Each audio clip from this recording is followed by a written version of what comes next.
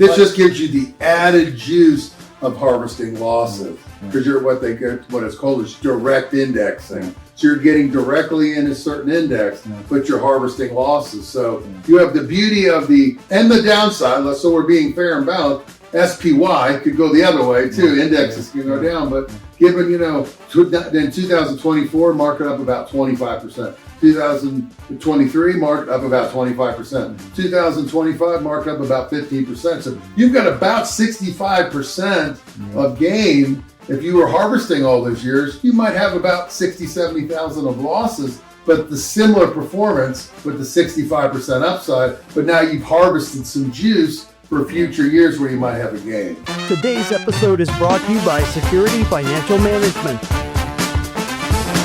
Welcome back to Best Advice Podcast, guys. I'm your host, Robert Lovaglio, here with founders of Security Financial Management and Dave Allen and Frank Lovaglio. Gentlemen, let's crack in this afternoon. This is different. We're doing it in the afternoon. Yeah, this is different. This is our huddle room. Yes. We got a new remodel. Yeah. And look at, That's we have a glass room. The glass is not cracking.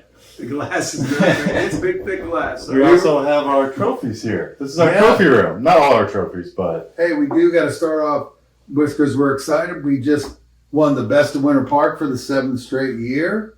And, back when, it was back probably when I started, Liz and I started having babies. Robert was number 3. But I remember when we were big Bulls fans and Liz taking her, after a C-section, dragging that, the little stuff you got to drag in the hallway and watching Bulls win. And we thought a three-peat was big. And we got, what were you dragging in the hallway? Your little thingy where you from the hospital? Yeah. Oh, okay. I thought you were dragging What's like that a called? body or something. No. Fresh out of the hospital, bringing a vodka. In the hospital, delivering babies when Chicago had the 3-peat, but we had a 7-peat, which that's a dynasty. It's Best of Winter Park for financial planning. That's right. So we're pretty excited about that. Yeah. It's been tough. Every year there's been like 20 plus firms going for it. So 7 in a row is big for us. Yeah, it's almost a lose-lose for us now. It's like we're expected to win. We don't want to lose now. Yes. But more importantly, we just want to take a minute and to thank the voters of Winter Park that took a minute to take the time to say that they thought that we were doing a good job for them and thought we should have that accolade. So thank you for the confidence and for the many years of support and belief in our firm. It means a lot. Absolutely. It means a lot. Without the client, we have no... That's right. No trophies. No trophies. Actually, we're not working for the trophy. That means if we get that, we're doing a good job. Yes. Good job.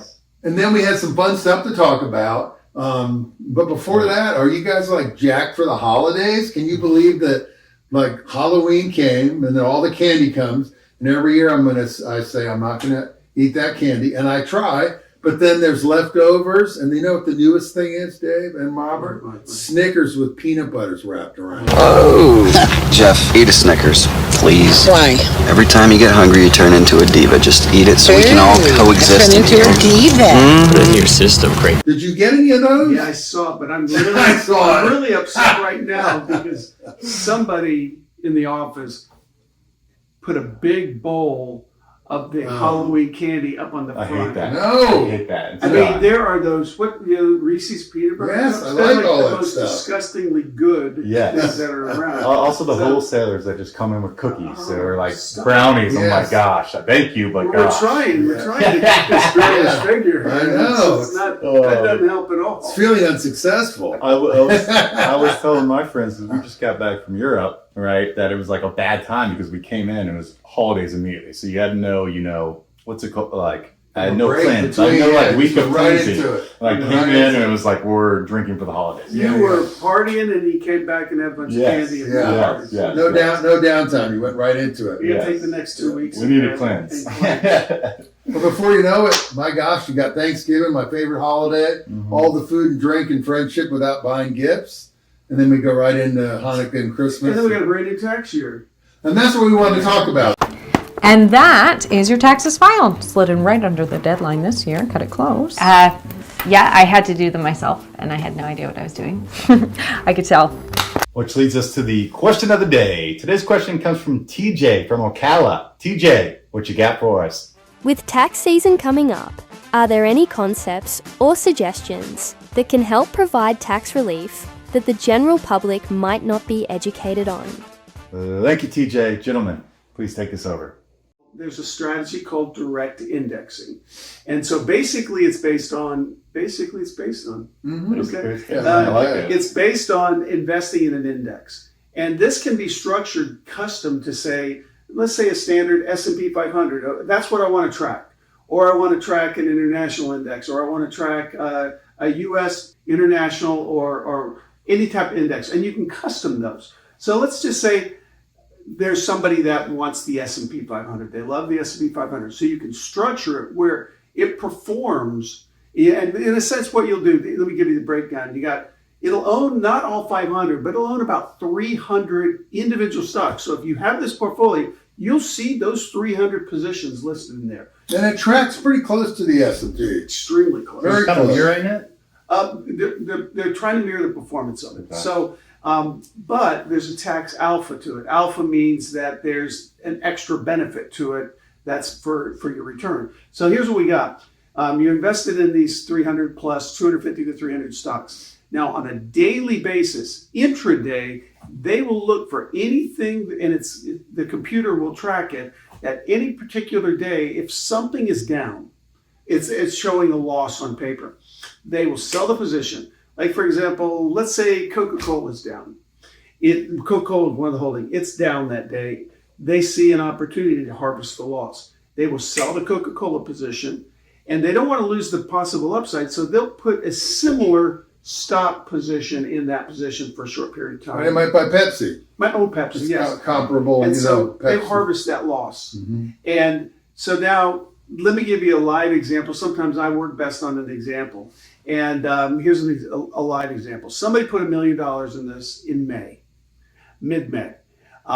Today, year to date, it's up a little over 14%. Similar to the S&P. S&P 500 is like 14, 15% also for that period of time. So you've Right. got all the performance of that. And then in addition to that, you have approximately $25,000 of generated capital losses that you can use against any kind of capital gain you've incurred. So let's say you had another portfolio, another holding that generated $25,000 of capital gains. Now you got $25,000 of capital loss. Guess what you've done? You've neutralized the taxes so that you don't have any taxes due on that $25K. And just to add to that was perfectly said and such a great concept. So in summary, you're able to get S&P type performance in similar S&P holdings, but you get to harvest losses. And the thing that's nice too, Dave and Rob, is say that in this year you didn't really need them. But let's just say through the year, if you bought it in January, let's say it's just, for example, given that $26,000 for 7 months, let's just say it generates $35,000 of capital losses in that year, for example, which would be pretty typical based on a market just like it is this year. And you have no gain. And you have, that's just an example. And if you have no, say this year, you know what? Everything else was tax-free munis, or I didn't sell anything. You can carry forward that $35,000 in that example to 2026. So then you sell that piece of property, or then you sell those stocks. You take some of your high-flying Magnificent Seven, which has been high-flying, and you go, I'm going to take 25 grand of gains this year. You can let that carry forward from your 25 and carry it to 26. Then you sell 25 grand worth of profits, and then you have no tax in that year. So you can carry forward. Yeah, you build up a bank of losses. Daily going in there. They're doing it daily, intraday. Wow. So if they see something in the middle of the day that there's an opportunity, they will harvest. With that option as well. So you can hold it as well, but they're usually. Oh yeah, like Frank was saying, if you don't need it this year, you had 35,000. You just say, I'm not going to use it. I got a bank of losses, and let's say it doesn't even take 3 years. So you got this year. What happens in the next year? What happens in the next year? And then finally, a lot of people will do it if they know they have a taxable event coming. Let's say they're going to be selling their business. Or selling a great piece of real estate. Yeah, selling a great piece. No, they're going to sell. Or selling your house. You know, if you've lived in Winter Park for many, many, many years, your base is you only get 500 grand above 500,000. It's capital gains, so you know that's coming. Build up that bank, and it helps. It'll knock some of the edge off your tax liability. Pretty cool concept. So we're being broad, but call us, talk about it. You know, anybody that's listening that wants to know about it, just give us a call and come in, and we'll see if it's got to be appropriate for you. You've got to have other resources besides the 250. You don't want to make And you have to want to all own of your stocks. portfolio. You don't own stocks. But just kind of a cool idea as we get into the last Yeah. quarter of the year. So Tell me if I understand this correctly. Yeah. Like, this is what I got from that. yeah, It's basically you're kind of trying to mirror an index fund, right? Correct. And instead of buying the index fund, you're buying each particular stock that's in that index fund and kind of mirroring it that way. So, Rob, if you, So- here's the example. Somebody wanted to own. A lot of people think I want to own the S&P 500 in an ETF. So they own SPY.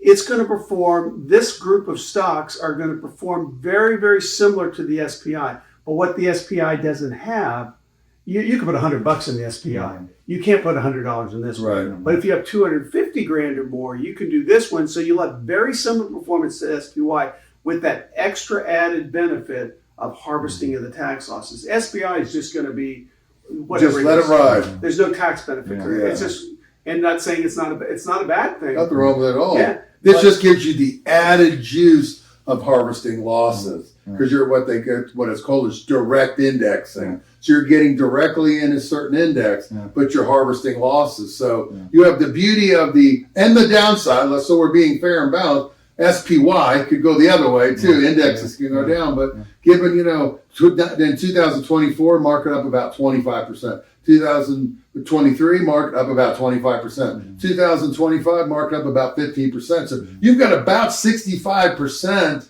of gain. If you were harvesting all those years, you might have about 60, 70,000 of losses, but the similar performance with the 65% upside, but now you've harvested some juice for future years where you might have a gain. And that's pretty much the concept. You know what's kind of nice also is that you actually want a little bit of market volatility that happens. So when there's movement in the market, it creates those Harvesting brief opportunity. moments of harvesting that happen. So That's where I got confused a little bit. Because it feels like these stocks you buy are being babied every day. Like, hey, this went up and this went down 2%. They're watching them to see when they Hey, let's make the trade. Yeah, let's see. Or do you can have the option to wait for it as well. So you You say, can. hey, if everything's up or nothing went down, but no, everything's going up. typically you have a manager That's They're doing the work. They're doing the work. These We're are the not doing the options. work. They're These not are the calling options. us and say, "Hey, I'm going to sell No, this." they're doing it is internally. automatically Yeah. happening. Okay. We're in meeting with clients. I was Yeah, picturing we're not myself doing that. going in every day, be like, what's up, what's down, what's thing. Yeah, That's the worst thing in the world. Yeah, I was like, We're a lot of hiring. anxiety. Yeah, we're hiring an institutional manager that they have a team of guys. yes, They're not in here. yes, yes. They're not doing podcasts. Yes, They're in there, bunch of people okay. sitting Makes there. way more sense. And It's this is there. not something that's brand new. It's been here for a while. It's just gained a lot of momentum, and we're very proud to be able to offer that to our clients. So if somebody is interested in this, please reach out to us at Security Financial Management. I think Rob's going to have a little link that if you click on and you'd like a consultation or just chat with us about it, we'd be happy to share our thoughts on it for you and see if it's appropriate or suitable. And get your turkeys early this year. I heard that there's going to be a rush on turkeys, Dave. I heard the same thing. And I heard, I'm not going to get that. Remember, folks, the secret to wealth is not what you earn, it's what you keep. Happy days, everybody. This podcast is for entertainment and educational purposes only and is not intended as personal financial advice. Before making any financial decision, please do your own research and consult a financial advisor as needed.